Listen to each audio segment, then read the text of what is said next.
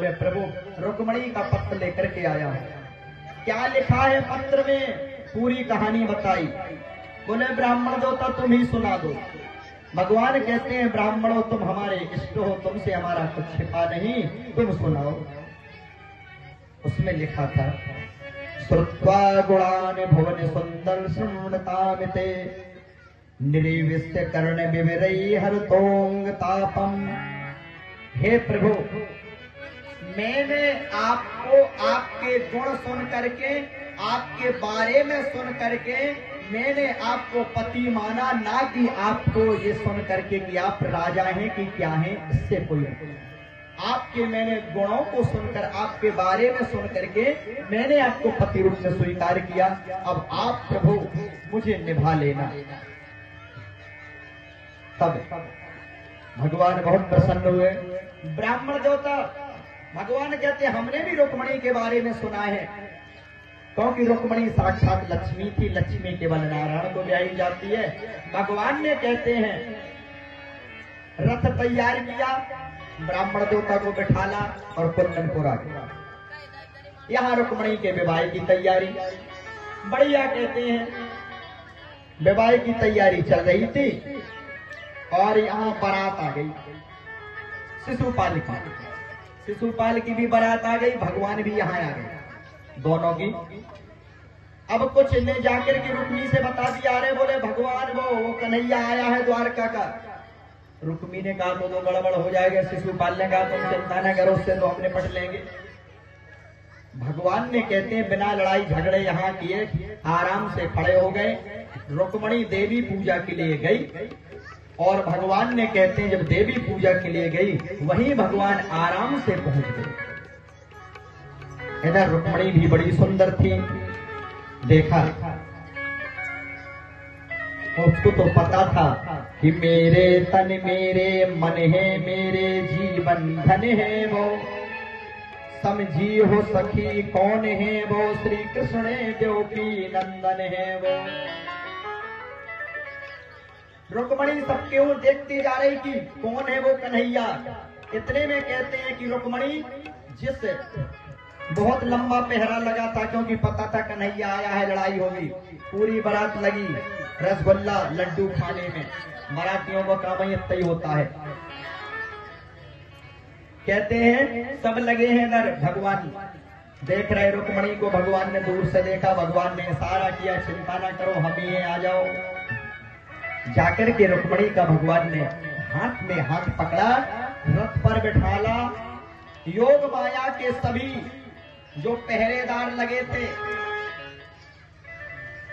जो लोग लगे थे, वो सभी माया के वशीभूत हो गए। भगवान के कोई पीतांबर पर रिंझ गया, कोई बालों पर, कोई मुस्कान पर, कोई अधरों पर, और भगवान ने रुक्मणी को बिठाला और ले गए। इतने में रुक्मणी की सखियां बोली तुम लोग क्यों खड़े हो? बोले रुक्मी की बहन की रक्षा के लिए, रुक्मणी के लिए। अरे बोले रुक्मणी कहाँ है? वो तो ले गए हो। इतने में जैसी सुना तो अक्के बक्के भूल गए, दौड़े दौड़े आए रुक्मी के पास। बोले भैया वो तो ले गए हो, ले गए हो, ले गए हो। अरे बोले क्या ले गए हो? बोले तुम लोग क्यों खड़े थे?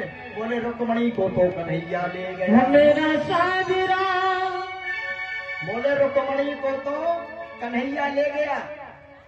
ले गया? बोले हाँ। बोले अच्छा। बोले तुम लोग क्या कर रहे थे? बोले हम तो वहीं खड़े थे, हमें तो पता ही नहीं चला कि कब क्या हो गया। अच्छा, शिशुपाल जिसके सर पर सेहरा लगा था उसने सुना कि हम ब्याहने के लिए आए हैं, वो दुल्हन कोई पीछे में ले गया। लफड़ा हो गया, बेचारा कैसे मुंह दिखाए। किसी के सर पर सेहरा रखा रहे और पता चले दुल्हन गई तो वो कैसे बेचारे जाएंगे। यहां से कहते हैं यहाँ रुक्मणी को जब भगवान ले गए, रुक्मी लड़ने के लिए गया, रास्ते में भगवान ने युद्ध किया और रुक्मी को छोड़ दिया। जाओ साला है कभी काम आएगा। वहां से कहते हैं ये तवा चमीटा बनने वालों के वंशज बताने लगे। जाकर के द्वारका में भगवान पहुंचे। बढ़िया ब्रह्मा जी आए, देवताओं देवांगनाएं आए। आप बढ़िया देवांगनाओं ने बढ़िया कहते हैं भगवान, देवताओं ने भगवान को सजाया और देवियों ने रुक्मणी को सजाया। बढ़िया जब सज गए, बोले दूल्हे सरकार की जय, रुक्मणी मैया की जय हो। एक शब्द गा करके थोड़ा, ब्याह में होता क्या है, जब हमारे यहाँ ब्याह होता है, बढ़िया कहते हैं ब्याह के पहले 6 मट्टी भी लेते हैं, मंगल की खुशी होती है। बढ़िया कहते हैं समय आता है, मंडप गढ़ता है, मंडप में बढ़िया सभी लोग बुलाए जाते हैं। फिर बढ़िया बैठ करके सभी लोग आनंद लेते हैं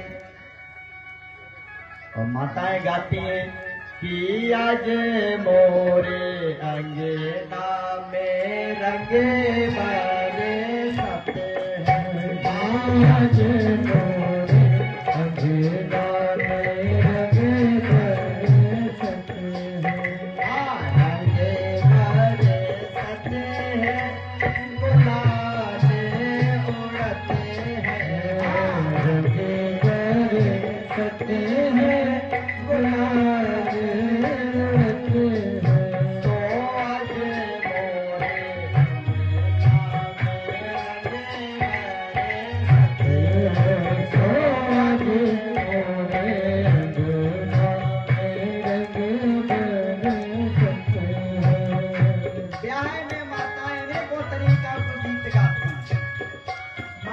ये भी गीत गाने लगती है ब्याह में कि